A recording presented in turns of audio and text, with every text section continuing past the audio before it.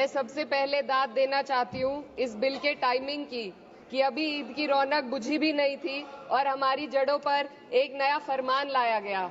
पहले उत्तर प्रदेश में मुसलमानों को नमाज पढ़ने पर रोक लगाई और फिर सौगात में ये बिल लाया गया। निसार में तेरी गलियों पे है वतन, जहाँ चली है रिवाजो गैर कि कोई ना सर उठाकर चल सके।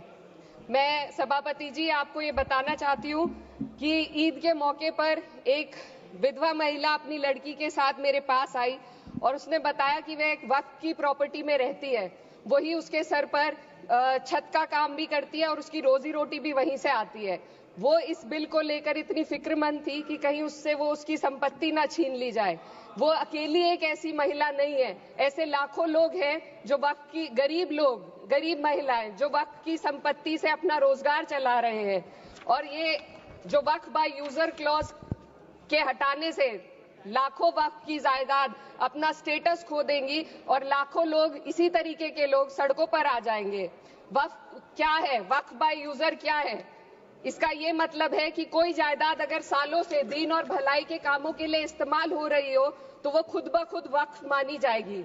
हिंदुस्तान की अदालतों ने भी इस बात को तस्लीम किया है।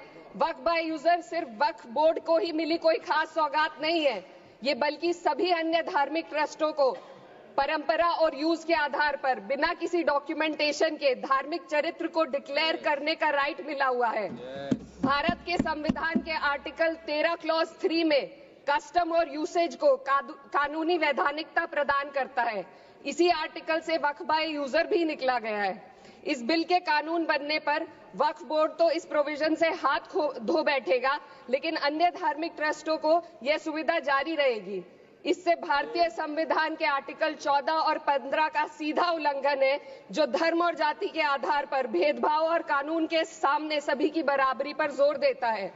मैं इसके साथ ये भी कहना चाहती हूँ कि सत्ता के लोग जो एक दूसरे की पीठ थपथपा रहे हैं कि वक्फ बाय यूजर का जो अमेंडमेंट इन्होंने दिया उसको एक्सेप्ट कर लिया गया है, लेकिन इनकी शरारत यह है कि उसके साथ ही एक ऐसा प्रोवाइजो इसमें शामिल किया गया जिसके आधार पर यह कहा गया है कि अगर कोई भी वक्फ की संपत्ति विवादित हो तो वो अपना वक्फ स्टेटस खो देगी। तो जो अमेंडमेंट इन्होंने दिया है, जिसको एक्सेप्ट कर लिया गया है, उसका कोई मतलब नहीं है। ये इनकी नीयत है जो साफ जाहिर हो रही है। सोने पर सुहागा एक काम और किया है। सरकार ने वक्फ की कानून के सेक्शन 107 को हटाकर लिमिटेशन एक्ट में 12 साल तक ही किसी के खिलाफ अदालत में जाने का प्रोविजन है। सेक्शन 107 में बोर्ड को लिमिटेशन एक्ट से राहत मिली हुई थी। वक्फ बोर्ड कभी भी अवैध कब्जाधारियों के खिलाफ अदालत जा सकता था। अगर ये सेक्शन ना हो तो अवैध कब्जा करने वाले लोग कानूनी प्रक्रिया का फायदा उठाकर वक्फ की प्रॉपर्टी को हड़प सकते हैं। अन्य धार्मिक ट्रस्टों पर भी ये लिमिटेशन एक्ट लागू नहीं होती, तो फिर वक्फ बोर्ड के साथ ये सौतेला रवैया क्यों किया जा रहा है? धर्म को देखकर दोहरी नीति क्यों अपनाई जा रही है? सेक्शन 107 और वक्फ बाय यूजर को अगर एक साथ पढ़ा जाए तो इससे लाखों वक्फ की प्रॉपर्टी पर कब्जा किया जाएगा। इसलिए ये बिल मुसलमान की भलाई का नहीं बल्कि उनके वजूद और विरासत को मिटाने का बिल है।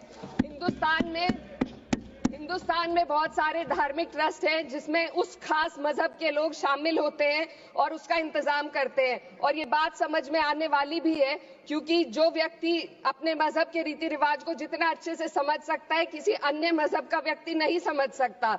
आर्टिकल 26 क्लॉज 2 के तहत धार्मिक संप्रदायों को अपने मजहबी इदारों के एडमिनिस्ट्रेशन का हक देता है, लेकिन वक्फ बोर्ड के बारे में इसको उल्टा किया जा। Sir 2 minute sir please 2 minutes. सरकार इसे एक सेक्युलर बॉडी मान रही है और इसमें गैर मुस्लिमों को शामिल करने की बात कह रही है। आपके मुंह से सेक्युलरिज्म की बात सुनकर अच्छा लगा, लेकिन अगले ही पल ये भ्रम टूट जाता है, क्योंकि आपको सिर्फ दान देने के लिए प्रैक्टिसिंग मुस्लिम का आपने क्लॉज डाला है, लेकिन बोर्ड में बैठने के लिए मुस्लिम होने की कोई आपकी क्लॉज नहीं है। तो इससे आपकी जो दोहरी नीति है वो साफ जाहिर होती है। ये वही सरकार है जिसने राम जन्मभूमि ट्रस्ट में ये लिख दिया कि जिला अधिकारी भी अगर होगा तो हिंदू होना चाहिए। कोई मुझे बताए कि वहां पर सेक्युलरिज्म का रस क्यों नहीं घोला गया? सर आखिर में मैं अपनी बात को खत्म करने से पहले महिलाओं का मुद्दा बार बार उठाया जा रहा है। सरकार का कहना है कि बोर्ड में मुस्लिम महिलाओं को रिप्रेजेंटेशन देंगे। इस कानून से पहले भी मुस्लिम महिलाएं बोर्ड में मेंबर रह चुकी हैं और मिनिमम 2 का प्रोविजन था, उससे ज्यादा भी हो सकती थी।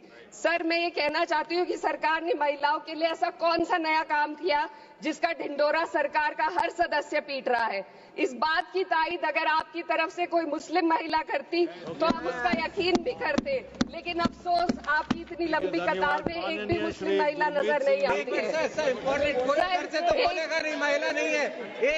मैं खुद एक मुस्लिम महिला हूँ, मैं सिर्फ मैं माइनॉरिटी महिला हूँ। इस सदन में हम सिर्फ 2 महिलाएं हैं और उस नाते से मैं ये बात कहना चाहती हूँ कि इस बिल के माध्यम से मुस्लिम महिलाओं को कुछ नहीं मिल रहा है, ये हमें कुछ नहीं देना चाहते, सिर्फ टोकनिज्म हमारे नाम पर बनाकर एक नैरेटिव मीडिया में चलाना चाहते हैं।